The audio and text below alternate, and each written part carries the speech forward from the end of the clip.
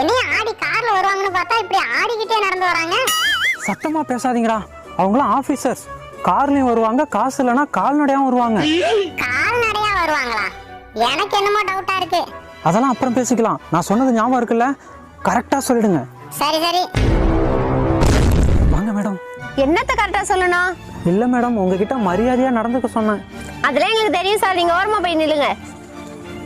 ஏண்டா அம்பிகளா, ஆத்துல எல்லாம் சௌக்கியமோ? ஆத்துல சௌக்கியமா? அத ஆத்துல போய் கேளியா, எங்க கிட்ட ஏன் கேக்குற?